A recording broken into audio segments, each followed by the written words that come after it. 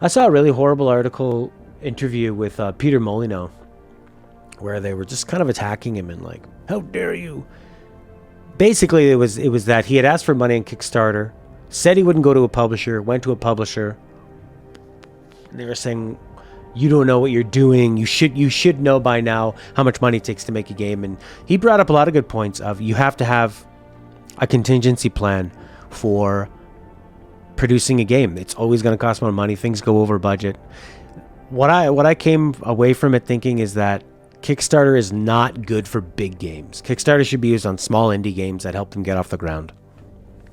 A big game should not be funded by people because people don't understand to just go and they think I'm going to pay $30 and you're going to ask for the right amount of money and you're going to make this game for us.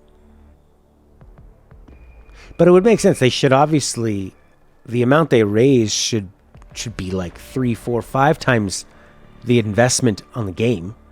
It's not like they're asking for, we just need this much money, we're going to make the game and you're going to get it, and then we're going to keep selling it. Like, they're basically pre-orders. Yeah, I think Kickstarter overall is just not great for games. It can't for other than indie games. Indie games is good, I think, because it's a low risk. But for a big game, it's too dicey. Making a game is so difficult. Yeah, I think you just have to take him for... He's an idea man. He comes up with a lot of different ideas. He spits them out there, and then whether they... He probably has so many ideas, and then what you can actually fit into a game is what's there. I mean, it's like all the stuff you don't see when a movie comes out. There were like scripts that were probably rewritten several times. Different directors were brought in and then left the project. Different producers, different actors were on, and then what you actually end up with from writing the script is can be completely different, right? And with games, even more so, because with games you have to come up with the technology at the same time. So it's a creative, artistic, and engineering feat. What tends to happen is the fans support them on Kickstarter, then a publisher jumps on board partway through the production. Yeah. But see, Kickstarter's funny because you're acting as an investor. You're giving them money to help get the project off the ground, but you don't have any of the rights of an investor. You don't have any kind of a profit share. You get a copy of the game, and you get to maybe see it get made. It's funny because you're risking say $30, and if it's a huge success, you get a game that's worth $30 or 40 or 50, and if it's a total failure, you get nothing. So it's a pretty low risk and low reward. Really. Because if a real investor and you would have to put up thousands of dollars, $1 million, 500,000, whatever, right? And then, you would have a profit share. It's a capitalism thing, and it's a freedom of choice thing. And if you want to do that, if you want to help them out, but the problem is there's just too much pressure because now they have to try to guess how much it's going to cost, how long it's going to take, and one of the things Peter Molyneux brought up is that things change. You have an idea and then that didn't work. So you have to scrap that. You have to start over again. And lots of games go over budget. Movies go over budget. That's right. The value of your investment on Kickstarter can only go down. You can't... Yeah, it will not go up at all. The only benefit you could have is, 1, the game might not have existed if you didn't kickstart it. And 2, you might pay less for your copy than you would have had to if they would have released it later on. So you might pay $30 for a fully fledged game, whereas once it gets released, it's $50, $60, $80. Or might never have existed. So it's funny because you're investing, but it's like no other investment at all. You're waiting on a game's release that you backed 4 years ago. Pacer. Well, let's check it out. How about Star Citizen? That game's kind of out right now. I was excited about that until I saw that they were adding first-person shooting and a whole bunch of other different modes and stuff. Pacer, originally titled Formula Fusion Frenzy, futuristic racing video game. So what is it? Sort of a, it's like Wipeout? Even the font.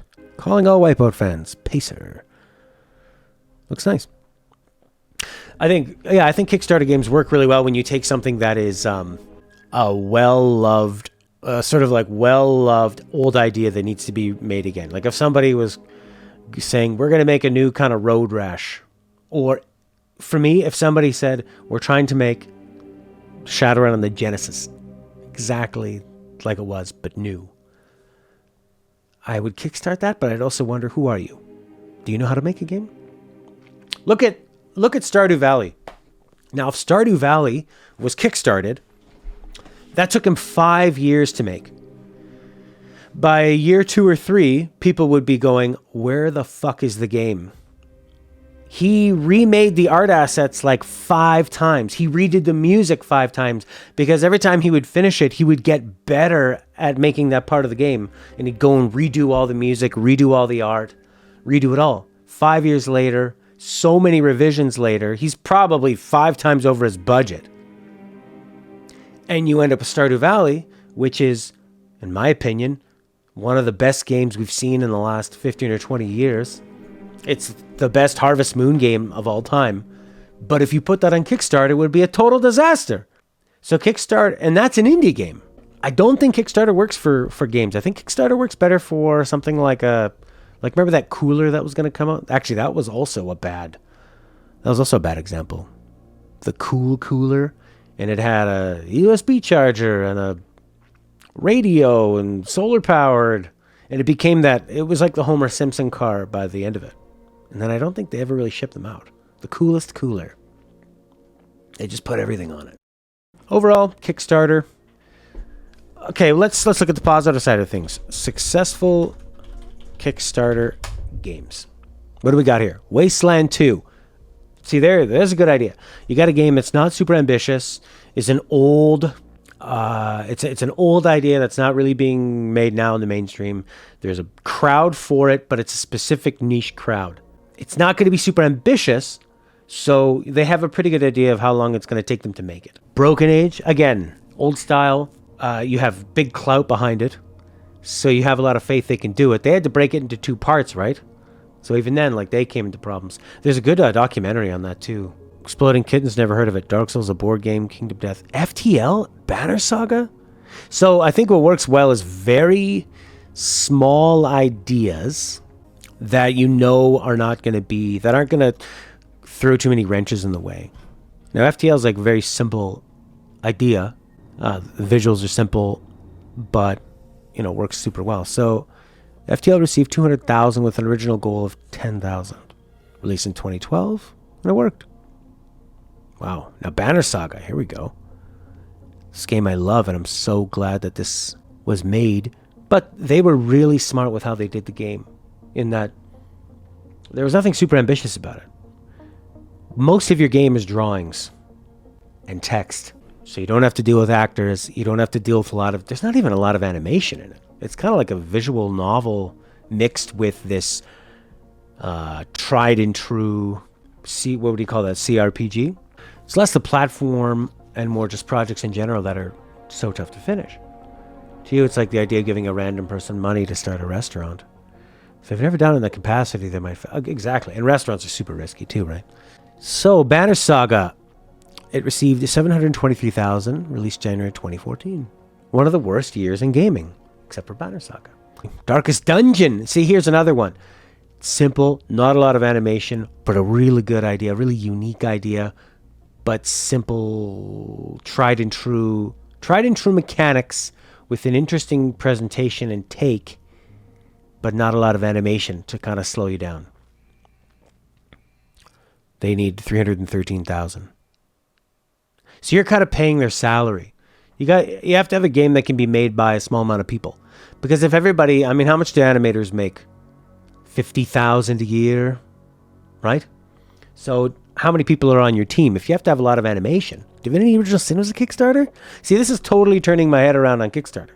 I just thought Kickstarter sounds like it's more trouble than it's worth, and this is a very important game. I don't play it, but it's unique. Banner Saga, I think, is incredible. FTL, one of my favorite games of all time. So it's kind of that niche of if you're in like mid 30s, 40s, and you grew up playing strategy games, and you have some money to throw at it, and you're kind of already old enough and cynical that you're like, maybe it won't even work. Star Citizen. 185. That's million. 185 million? I love Wing Commander 1, 2. I didn't mind 4. I love the... I like the World War II dynamic of the humans versus the Kilrathi. I like the way the story is told from the co-pilots. And the way that there was the branching paths. So I wanted more of that. I don't want first-person shoot. I don't want it to look like Halo. Good God, that's crazy. Shenmue 3. Kickstarted and then published, and then you ended up with Shenmue 3. And who wanted that? Undertale was kickstarted? No. He asked for $5,000 to cover costs. He got $51,000. See, now this one... So he was given $51,000 by investors to make this happen. And now he doesn't owe anyone any money. Like, imagine if he had to have bigger... But he's, like, basically unknown in terms of what he could do for making a game, right? Now this is one of the biggest games ever. It's on every console. It has a huge cult following. It's not dated. So it could go on to... I mean, this game could make $185